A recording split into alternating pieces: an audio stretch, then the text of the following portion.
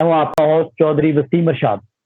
नाज़रीन, जैसे जैसे अफ़गानिस्तान की सूरत-हाल बदल रही है, दुनिया की सूरत-हाल बदल रही है, लोग ट्रैवल कर रहे हैं बाहर के ममालिक के लिए भी। तो इस हवाले से जो लोग अमेरिका जा रहे हैं, अमेरिका जाके उनको बहुत सारे मसाइल का सामना करना पड़ता है, वहाँ की वीज़ा पॉलिसी के हवाले से, कंसल्टेंसी के हवाले से, लोग प्रॉपर उनको गाइड नहीं कर पाते। इसी हवाले से आज हमारे साथ लाइव लाइन पे मौजूद हैं हमारे साथ अमेरिका से लाइव जो हमारे साथ मौजूद है हमारे होस्ट, हमारे गेस्ट सैयद अमजद हुसैन बुखारी साहब, जो नौबहार कंसल्टेंट इंक के चेयरमैन है अमेरिका में, कंसल्टेंसी प्रोवाइड करती है उनकी कंपनी।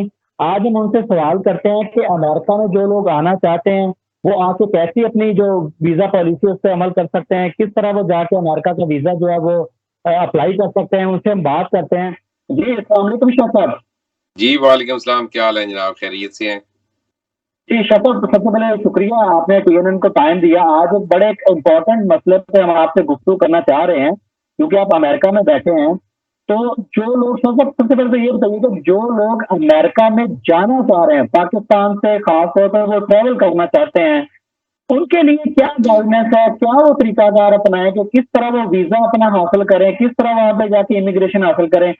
सबसे पहले तो हमें ये बता दें कि वो किस तरह अपना इमिग्रेशन प्रोसेस जो है वो स्टार्ट कर सकें?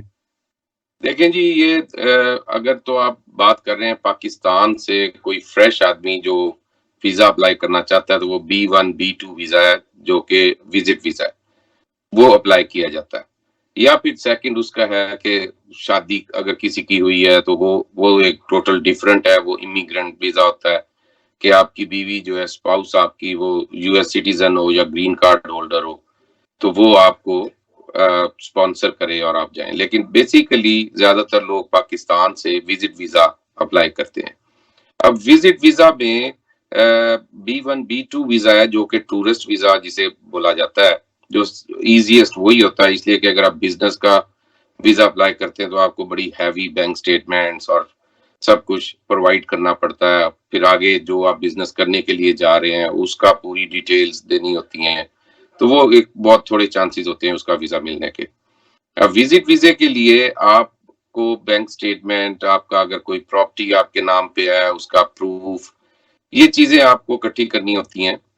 और बेसिक एक आदमी कोई भी आपका जो यूएसए में आपका कज़न है, दोस्त है, फैमिली फ्रेंड है, रिलेटिव है, कोई भी है, वो आपको स्पॉन्सर वो करता है। उसमें सबसे पहले तो उसकी डिटेल पूरी आपके पास होनी चाहिए कि वो यूएस सिटीज़न है, ग्रीन कार्ड होल्डर है, क्या कर रहा है, क्या जॉब कर रहा है, क्या उसका एड्रेस है, फ़ोन नंबर, वो सारा कुछ आपके पास होना चाहिए। इसलिए कि वो आपने अपने वीज़ा फॉर्म में मेंशन करना है कि आप इस एड्रेस पे जा रहे हैं, इस बंदे के पास जा रहे हैं, ये आपका रिलेटिव है या दोस्त है। अब एप्लीकेशन फिल अप कंप्लीट हुई, आपने उसकी वीज़ा फ़ी जो है वो पे की, उसके बाद आपको इंटरव्यू डेट जो है वो दी जाती है। इंटरव्यू के लिए जब आप जाते हैं तो सबसे पहले जो टाइम फॉर एग्ज़ाम्पल अगर सुबह 7 बजे का, 8 बजे का जो भी टाइम है, आप कोशिश करें कि उससे 1 घंटा पहले वहाँ पर पहुँचे। कन्वेंशन सेंटर उधर जाके आपको एक टोकन मिलेगा जो कि आप अपनी गाड़ी वहाँ पार्क कर देंगे और वहाँ से यूएस एम्बेसी की अपनी बसेज़ हैं, वो बस लेके आपको यूएस एम्बेसी जाएगी। उधर उतर के आपको लाइन में लगना होगा। मैं सजेस्ट करता हूँ कि इवन आप इंग्लिश बोल भी सकते हैं, तो कोशिश करें कि इंटरव्यू उर्दू में दें। इसलिए कि अमेरिकन इंग्लिश और हम पाकिस्तान में जो इंग्लिश पढ़ रहे हैं, वो ब्रिटिश है, उसका एक्सेंट का बहुत ज़्यादा फ़र्क है। तो वो समटाइम्स आप इंग्लिश क्लिक कर देते हैं, लेकिन जब वो इंग्लिश में आपसे क्वेश्चन पूछना शुरू करते हैं, तो आपको समझ नहीं आती। तो जब आप आंसर नहीं दे सकते, तो आपका वीज़ा रिजेक्ट हो जाता है। तो उर्दू में उसको क्लिक करें। उर्दू क्लिक करने के बाद आप जब वीज़ा ऑफिसर के सामने जाएँगे, तो फिर आप इंग्लिश में भी बात करना चाहें, तो कर सकते हैं। आपके फिंगरप्रिंट्स लिए जाएँगे, आप उधर बैठ जाएँ, फिर उसके बाद आपके टोकन के हिसाब से आपका नाम कॉल किया जाएगा। छोटी विंडोज़ बनी हुई हैं, जिस विंडो पे बुलाया जाए उधर जाएँ। अब इधर आपका पूरी लाइफ़ का फैसला इधर होना है। 3 से 4 मिनट का इंटरव्यू होगा, मे बी इससे भी लेस। अगर वो इंटरव्यू आप प्रॉपरली दे देते हैं, तो आपकी अगली पूरी लाइफ़ चेंज हो जाती है, आपकी, आपकी फैमिली की। अगर वीज़ा मिल गया, तो आप यूएसए आ गए, इधर आके ये लैंड ऑफ अपॉर्चुनिटी है, इधर there is a lot of opportunities. लेकिन अगर नो हो जाए तो उसके बाद फिर कुछ भी नहीं है। तो वीजा इंटरव्यू में आप ये ज़हन में रखें कि जब वीजा ऑफिसर आपसे जो भी क्वेश्चन करे, आपने उसका आंसर जरूर देना है। अब जब हम लोग जाते हैं तो सबके ज़हन में, जो फ्रेश आदमी जाके इंटरव्यू देता है तो उसके ज़हन में होता है कि वो पहले मेरा नाम पूछेगा, एड्रेस पूछेगा। वो ऐसा कुछ नहीं करते, सब कुछ उनके सामने होता है। वो पहला क्वेश्चन आपसे करेंगे कि आप क्यों जाना चाहते हैं? उधर ही लोग कन्फ्यूज़ हो जाते हैं कि ये तो उन्होंने एक्सपेक्ट ही नहीं किया था कि फर्स्ट क्वेश्चन ही ऐसा होगा। तो उन्हें बताएँ कि जी मैं विज़िट पे जाना चाहता हूँ, या जो भी आपने उन्हें आगे से आंसर करना है, कॉन्फिडेंस के साथ आंसर करें। फिर वो आपसे आपकी जॉब का पूछेगा कि आप करते क्या हैं? आपकी इनकम क्या है? एक चीज़ इधर बड़ी इम्पोर्टेंट है, वो आपसे हमेशा पूछते हैं कि आपने पहले कभी आउट ऑफ कंट्री ट्रैवल किया है? इसलिए कि अगर पहले आपका पासपोर्ट टोटल ब्लैंक है, तो वो कहते हैं कि व्हाई अमेरिका?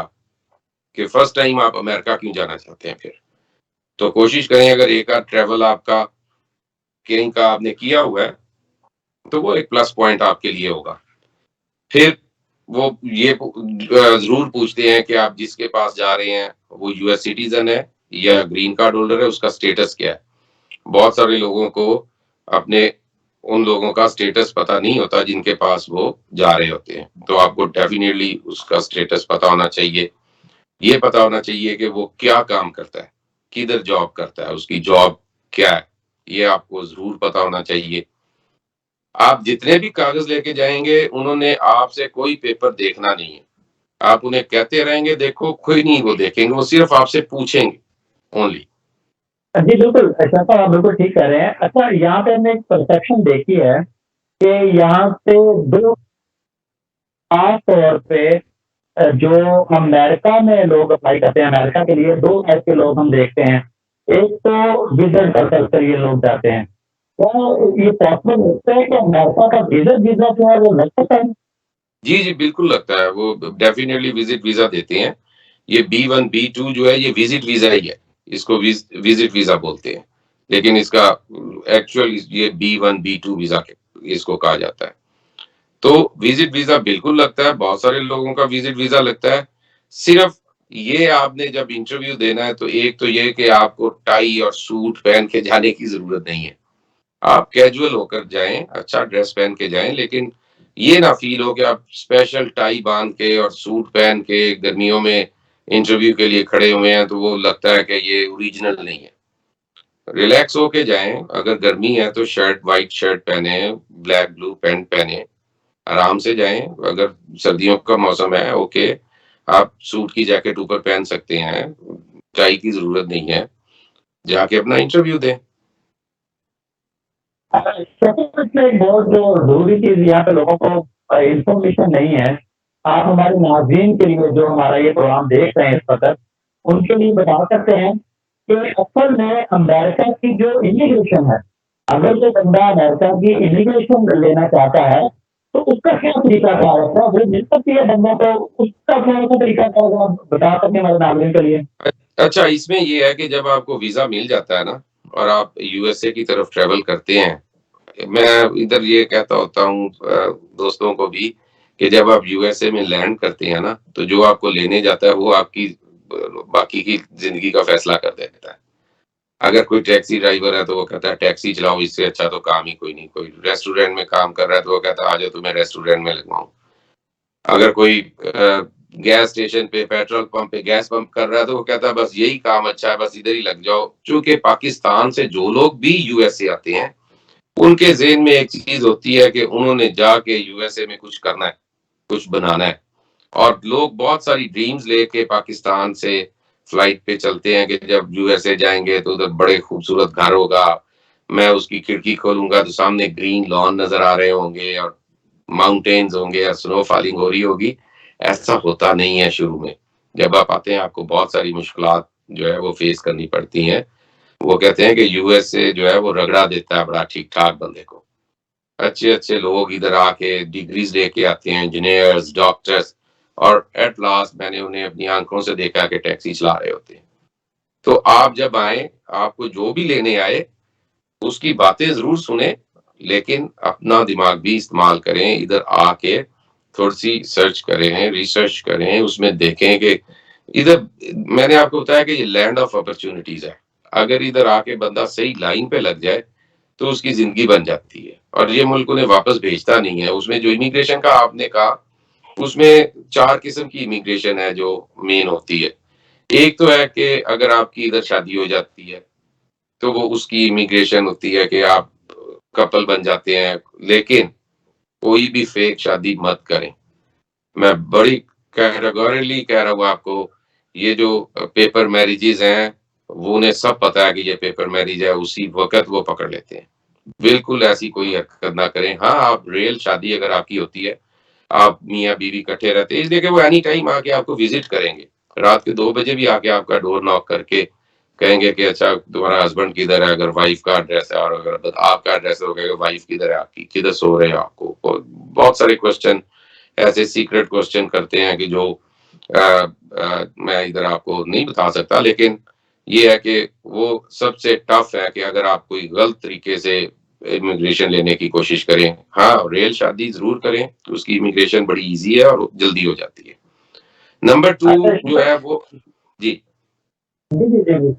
नंबर 2 जो है वो है असाइलम के केसेस, जो कि ज़्यादातर लोग आके असाइलम क्लेम करते हैं। अब लोग आते हैं, आते साथ आके एक एप्लीकेशन देते हैं, जी मुझे पाकिस्तान में खतरा है। लेकिन उनके पास रिकॉर्ड होता कोई नहीं है और अल्टीमेटली उनके केसेस रिजेक्ट हो जाते हैं। अगर आपने असाइलम का केस करना है, आप अपना पूरा रिकॉर्ड साथ लेके आएँ। आपके पास एफिडेविट होने चाहिए कोई 10-15 डिफरेंट लोगों के, जिसमें आपकी वाइफ का, अगर आप शादीशुदा हैं, तो आपकी वाइफ एफिडेविट लिख के आपको देती है कि ये मेरा बड़ा लविंग हस्बैंड है और इसको ये इधर पाकिस्तान में प्रॉब्लम है। आपकी सिस्टर्स, आपके भाई, आपके दोस्त, आपके रिलेटिव, आपके पास मिनिमम 10-15 एफिडेविट जो है वो होने चाहिए और वो इंग्लिश में हो और उनके साथ बाकायदा आप उनके आईडी कार्ड्स लगाएँ, उनकी पिक्चर्स लगाएँ। वो आपके पास रिकॉर्ड होना चाहिए। फिर अगर पाकिस्तान में अगर वाक़ई आपको खतरा है, तो उसमें आपके एफआईआर्स जो आपकी दर्ज हुई हैं या पुलिस रिपोर्ट्स हैं, वो होनी चाहिए। अखबारों की जो है वो खबरें जो हैं वो आपके पास होनी चाहिए कि आपके ऊपर कोई अगर कोई ऐसा अटैक हुआ है या आपको कोई जान का खतरा हुआ है, तो उसकी न्यूज़ जो है वो होनी चाहिए आपको। अगर कोई इलेक्ट्रॉनिक मीडिया पे कोई ऐसा है, खबर आती है, तो वो होनी चाहिए। तो वो पूरा रिकॉर्ड साथ लेके आएँ, साथ आपकी पिक्चर्स उसका प्रूफ होंगी। अगर आपके ऊपर कोई अटैक होता है या आपको कोई मसला बनता है जिससे आप उस ये प्रूव कर सकें कि वाक़ई आपको पाकिस्तान में खतरा है, तो वो सारे प्रूफ आप अपने साथ लेके आएँ। जब आप अपना असाइलम का केस दें, तो वो पूरे के पूरे प्रूफ आप उनको जमा करवाएँ। ताकि फिर वो उसमें भी असाइलम में अब होता ये है कि वो अनलिमिटेड टाइम है। अगर तो आप ये सोच के आए हैं कि आप 5 साल, 10 साल आपने वापस नहीं जाना है, तो फिर तो डेफ़िनेटली असाइलम का केस करें, इसलिए कि इंटरव्यू होगा, इंटरव्यू के बाद फिर उसमें टाइम चाहिए होता है, इंटरव्यू आफ्टर इंटरव्यू कि उसमें 10-15 दिन के बाद वो डिसीजन करते हैं, लेकिन 90% 95% जो केसेज़ हैं वो कोर्ट में भेज दिए जाते हैं या इंटरव्यू में आपको अगर आप फेल कर जाते हैं, तो आप फिर कोर्ट में जाके उसकी अपील करते हैं, जो कि 5 साल, 7 साल, 10 साल, उसका कोई लिमिट नहीं है कि कब तक वो आपका केस चलेगा। That is the second one. But in meanwhile अगर आप शादीशुदा नहीं हैं, तो आपने अगर शादी कर ली है, तो आपका प्रिंसिपल केस बन जाता है, आपका असाइलम खत्म होके आप शादी करके तो इमिग्रेंट हो जाते हैं। अच्छा, लेकिन इसमें एक और चीज़ साहब ऐड कर दीजिएगा। जो जी, लोग विज़िट वीज़ा के लिए अप्लाई करते हैं, यहाँ पे एक परसेप्शन ये बहुत है कि उसके लिए वहाँ का कुछ स्पॉन्सर होना लाज़मी है। क्या ये वाक़ई कंडीशन टफ है या विदाउट नहीं ये स्पॉन्सर भी आप अप्लाई कर सकते नहीं स्पॉन्सर होना ज़रूरी नहीं है। उसमें ये है कि अगर आपका कोई दोस्त या फैमिली मेंबर है, अगर वो आपको एफिडेविट ऑफ सपोर्ट होता है एक, वो ऑनलाइन ही एक फॉर्म प्रिंट करते हैं आप। अगर वो फिल अप करके दे दें, तो उसमें आपके चांसेस बहुत ज़्यादा हो जाते हैं वीज़ा लगने के। उसको बोलते हैं एफिडेविट ऑफ सपोर्ट। लेकिन अगर वैसे आप सिर्फ़ इन्फॉर्मेशन डाल देते हैं, अगर आपके पास ऐसा नहीं है, तो फिर भी वीज़ा मिल जाता है, उसमें ऐसा नहीं है। लेकिन अगर ज़रा उसको ज़्यादा स्ट्रांगली करना है, तो फिर एफिडेविट ऑफ सपोर्ट जो है, वो ये होता है कि फॉर एग्ज़ाम्पल अगर मैंने अपने किसी अज़ीज़ को बुलाना है, तो मैं उसे अगर एफिडेविट ऑफ सपोर्ट देता हूँ, तो उसमें मैं अपनी इनकम लिखूँगा, अपनी प्रॉपर्टी लिखूँगा, मेरा उसमें सोशल सिक्योरिटी आएगा, मेरे उसमें बच्चों की डिटेल आएगी, वो पूरी की पूरी कॉम्प्रिहेंसिव डिटेल होती है। वो जब आप उनको देते हैं, तो वो सिर्फ़ उनके पास एम्बेसीज़ के पास, इवन हमारे यूएसए में भी जस्ट वो सोशल सिक्योरिटी नंबर एक होता है, वो जब पंच करते हैं कंप्यूटर में, तो आपकी पूरी हिस्ट्री आपके सामने आ जाती है। तो वो जब वीज़ा ऑफ़िसर के पास जाएगा, तो वो जब उसको सोशल सिक्योरिटी डालेगा, तो वो देख लेगा कि ये कौन बंदा है जो इसको इनवाइट कर रहा है। अब उसकी इनकम पे, उसके सारे उस पे डिपेंड करता है कि वो उसको सैटिस्फाइड होके वीज़ा देता है या नहीं देता। अच्छा, इसमें आजकल क्योंकि हमारे बच्चे स्टूडेंट्स खास तौर पर आला तालीम के लिए बैरून मुल्क का सफ़र भी करते हैं और अपनी डिग्रीज़ के लिए जाते हैं, स्पेशल कोर्सेज़ के लिए भी बाहर जाते हैं। अमेरिका में अगर कोई बच्चा अपना अप्लाई करना चाहता है स्टडी वीज़ा, तो उसका क्या पैरामीटर है? उसका उसके लिए क्या तरीका कार है अमेरिका की उसके लिए इमिग्रेशन स्टडी का? वीज़े के लिए ये है कि आपको पहले तो कोई ना कोई यूनिवर्सिटी सिलेक्ट करनी होती है यूएसए में, उस पे आप अप्लाई करते हैं, उसकी फ़ी पे करते हैं और फ़ी पे करने के बाद वो स्लिप साथ लगा के आप जाके उसका इंटरव्यू देते हैं। लेकिन आपको अच्छा नॉलेज होना चाहिए, इसलिए कि स्टूडेंट वीज़े पे सबसे ज़्यादा टाइम वो लगाते हैं, वो पूरा आपसे पूछेंगे। आपके कोर्स के बारे में पूछेंगे, आप क्या कर रहे हैं, वो समझेंगे एक तरह का आपका पूरा आपकी एजुकेशन का टेस्ट है। जो लोग उसमें पास करते हैं, वो उसके बाद उनको स्टूडेंट वीज़ा दे देते हैं, वो इधर आके फिर अपना एडमिशन लेते हैं, इधर आके पढ़ते हैं, लेकिन दैट इज़ वेरी एक्सपेंसिव कि आप उस जो इधर स्कूल है, वो बहुत महँगे हैं। अब मेरी बेटी पढ़ रही है, तो $58,000 6 मंथ्स की उसकी फ़ी बनती है। सो स्कूल जो है वो दैट इज रियली एक्सपेंसिव। मैं आपको ये वो थोड़ा सा वो इमिग्रेशन वाली साइड पे ये 2 पॉइंट मेरे रह गए कि एक जी, तो जी। शादी का था, दूसरा असाइलम का था, तीसरा जो है वो उसमें आता है फाइनेंस।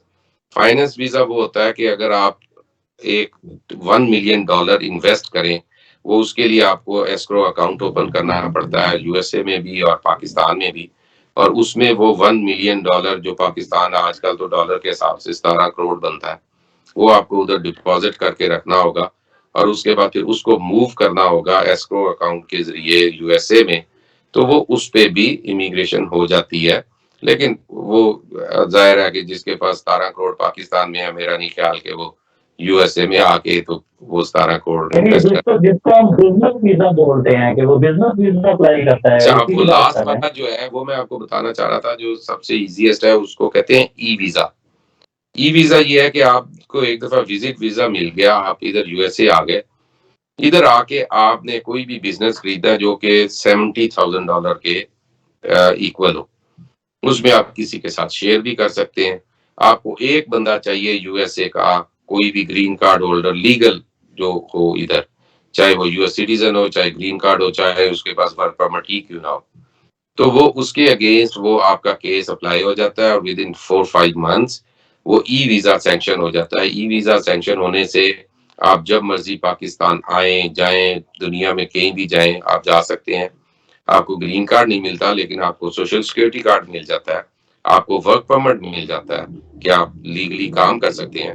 वो फिर ई-वीज़ा जब आप उसको कंटिन्यू 3 इयर्स तक रखते हैं, तो वो आपका देखते हैं कि आपकी टैक्स रिटर्न्स क्या है, आपकी कंपनी प्रॉफिट में है या लॉस में है। अगर प्रॉफिट में है, तो उसके बाद फिर आप उस पे ग्रीन कार्ड भी अप्लाई कर सकते हैं। अच्छा साहब, इसमें एक आखिरी चीज़ बता दीजिएगा, जैसे आजकल अफ़गानिस्तान की सूरत-ए-हाल दिन-ब-दिन बदल रही है। पाकिस्तान की भी सूरत-ए-हाल क्योंकि बहुत इंटैक्ट है अफ़गानिस्तान के साथ। क्या इस सूरत-ए-हाल के पेश-ए-नज़र जो हमारे पाकिस्तानी हैं, उनको कोई मज़ीद मुश्किलात आ सकती हैं या इसका कोई फ़र्क पड़ सकता है? ये चीज़ तो उनको पसंद नहीं पड़ेगा? आप बिल्कुल सही कह रहे हैं, इसलिए कि डेफ़िनेटली जो कंट्रीज़ के हालात हैं, वो बिल्कुल अफ़ेक्ट करते हैं। अब इधर जब ये एच-1 वीज़ा इश्यू करते हैं, तो सबसे ज़्यादा जो है वो इंडिया की तरफ जाते हैं और इंडिया का वीज़ा जो है वो हमारे से काफ़ी ईज़ी है, जो इंडियंस को वो वीज़ा देते हैं। पाकिस्तान में जो लोग हैं, पाकिस्तान से जो विज़िट वीज़ा अप्लाई करते हैं, उसकी और इंडिया की रेशियो देखी जाए तो ज़मीन आसमान का फ़र्क है। और इसी तरह फिर एच-1 वीज़ा जो कि हाईली क्वालिफाइड लोग लाइक डॉक्टर्स, इंजीनियर्स, उनको वो H1 वीजा देते हैं, तो वो भी इंडिया की तरफ ज्यादा जाता है।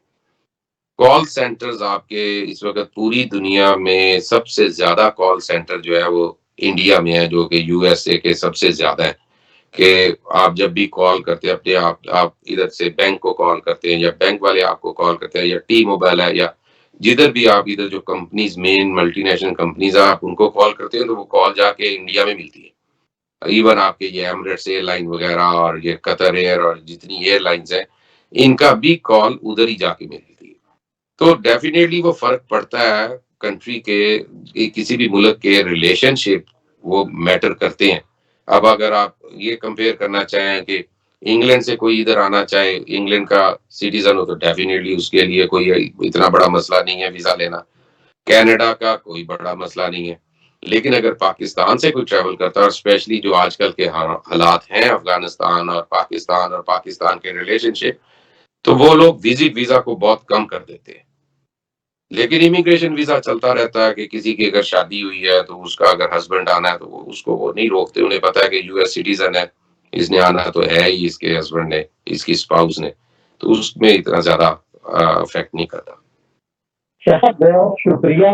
आपने बड़ी तफसीलात से जो इमिग्रेशन कानून है अमेरिका के उसके बारे में हमें आगाह किया। मैं बड़ा उम्मीद रखता हूँ कि जो हमारे नाज़रीन है देखने वाले, जो ख्वाहिशमंद है अमेरिका जाने वाले, वो ज़रूर आपकी बातों से जो है वो मुस्तफ़ीद हुए होंगे।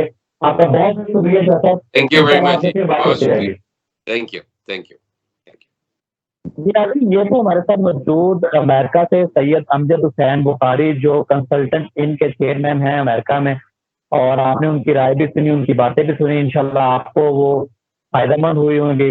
मुझे दीजिएगा इजाज़त। अल्लाह हाफ़िज़।